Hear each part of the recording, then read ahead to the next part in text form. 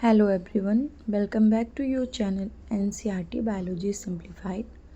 Students, today I am going to deliver the topic pollen pistil interaction. ये देखो यहाँ पे सिंपल सा बहुत बेसिक सा फंडा है कि यहाँ पे आपको समझना क्या है। पॉलिन आपको पता है कहाँ से मिल रहा है, which is come from anther. Pistil जो हम बोलते हैं फीमेल गैमेटोफाइट, ठीक है।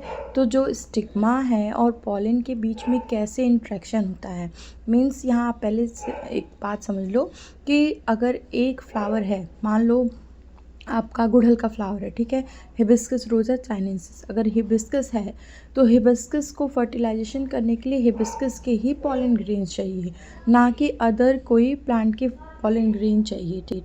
तो मीन्स कि आपको ये समझना है कि इंट्रैक्शन किसके बीच में, पॉलन और पिस्टिल के बीच में। तो हम बात करेंगे कि पॉलन पिस्टिल इंट्रैक्शन हुआ कैसे। पॉलन आपको पता चल गया, पिस्टिल आपको पता चल गया, ठीक है।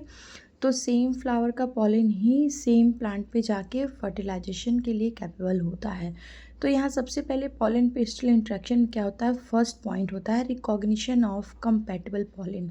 मीन्स कंपैटिबल पॉलन की उसी पॉलन का या उसी जेनेटिकली प्लांट का ही पॉलन होगा, तभी वो उस पर फ्यूज़ कर सकता है, पॉलन ट्यूब जर्मिनेट करेगा। Next, germination of pollen and development of male gametophyte. Germinate वही करेगा जिसका इंट्रैक्शन सक्सेसफुली होगा, ओके। और मैंने आपको पॉलन के बारे में एंट्री बता दिया है, पॉलन ट्यूब जर्मिनेशन कैसे होता है, वेजिटेटिव जेनेरेटिव सेल्स क्या होते हैं, ओके। कि अब हम बात करेंगे यूजेस ओवरी के अंदर कैसे इंटर करता है। तो यहाँ पे एक मेन पॉइंट है बच्चों जो मैंने हाईलाइट किया है कि pollen tube enter the embryo sac through the filiform apparatus of one synergist, क्योंकि सिनर्जिस्ट के बीच में ही उसके जो एग होता है और एग के साथ ही सिनर्जिस्ट की दो सेल्स लगी होती हैं। उसके पास कौन सा सेल्स होता है, filiform apparatus finger like projections होता है, जो उसको सपोर्ट करता है डेवलपमेंट करने में, ठीक है। आप डायग्राम को देखोगे तो क्लियरली आपको यहाँ पे मेंशन मैंने किया है। एंड नेक्स्ट पॉइंट होता है final stage, means pollen tube जब एंट्री कर गया तो अब क्या होगा।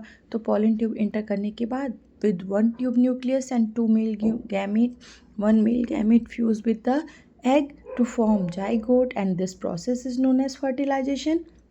And second point, the second male gamete fuse with the polar nuclei. आपको अगर यहाँ पे क्लियरली डबल फर्टिलाइजेशन नहीं समझ में आता है तो मेरे प्रीवियस वीडियो में देखिएगा, वहाँ पे आपको डबल फर्टिलाइजेशन क्लियरली समझ आएगा। हम बात करेंगे यूजेस की, uses of pollen pistil interaction. तो बेसिकली इसके यूज़ क्या हैं, क्यों सेम कंपैटिबल पॉलन को ही पिस्टिल के ऊपर इंट्रैक्ट कराया जा रहा है, मीन्स स्टिग्मा के ऊपर एडिशन कराया जा रहा है।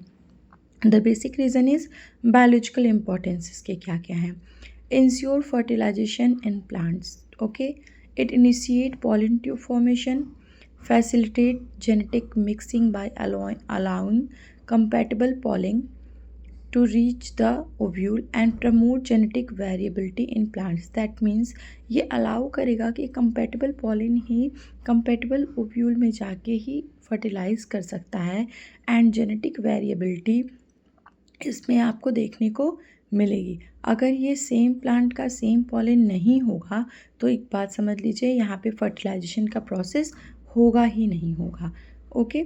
तो ये बेसिकली पॉलन पिस्टिल का सबसे मेन यूज़ यहाँ है, और ये जान लो ये टॉपिक बहुत इम्पॉर्टेंट है, इससे क्वेश्चंस बनते हैं। चलो अब इस टॉपिक से एक क्वेश्चन करते हैं। यहाँ मैंने मेंशन किया है, during pollen pistil interaction the pollen tube grow through which part two reach the ovule. इसके आंसर आप मुझे कमेंट में करके ज़रूर बताएंगे कि इसमें से कौन सा ऑप्शन करेक्ट है according to this question, okay. तो आपको ये समझ में आएगा। एक क्वेश्चन और मैं यहाँ मेंशन करती हूँ, दोनों क्वेश्चन का आंसर आप मुझे ऑप्शन में कमेंट बॉक्स में ज़रूर देंगे। During pollen pistil interaction the pollen tube entered the embryo sac through which cells. अभी मैंने आप जब एक्सप्लेन कर रही थी तो भी मैंने वहाँ हाईलाइट किया था आंसर आपको क्या होगा। तो यहाँ पे आप बताएंगे मुझे कि करेक्ट आंसर कौन सा है, ओके। तो ये आपके दो ऑब्जेक्टिव क्वेश्चंस मैंने यहाँ मेंशन कर दिए इससे रिलेटेड। आने वाले टॉपिक में आपको और भी क्वेश्चंस मैं वीडियो बनाऊंगी जिसमें सिर्फ आपके टॉपिक से रिलेटेड क्वेश्चंस ही वहाँ मेंशन किए होंगे। ओके, तो आप दोनों क्वेश्चन का आंसर मुझे ईज़िली बताना। अगर आपको इस टॉपिक से रिलेटेड कोई दिक्कत आए, कोई प्रॉब्लम आए, तो आप मुझे कमेंट बॉक्स में बताइएगा। मैं आपको एक और अच्छे से एक्सप्लेन करने की कोशिश करूँगी। हे एवरीवन, अगर आपको मेरी वीडियो पसंद आ रही हो तो लाइक शेयर सब्सक्राइब करना मत भूलिएगा। स्टूडेंट्स, मैं जो भी टॉपिक लेके आ रही हूँ ये एग्ज़ाम पॉइंट ऑफ व्यू से बहुत इम्पॉर्टेंट होता है और मैं पूरी कोशिश कर रही हूँ कि आपको क्लियरली समझाऊँ। और एक और चीज़, आने वाली वीडियो में मैं आपको डायग्रामेटिक क्वेश्चंस का भी वीडियो लेके आने वाली हूँ, क्योंकि बच्चों को डायग्राम में बहुत प्रॉब्लम होती है कि उसको ड्रॉ कैसे करें। वो फिगर देख तो लेते हैं लेकिन उससे क्लियरली बता नहीं पाते हैं। Thank you for watching.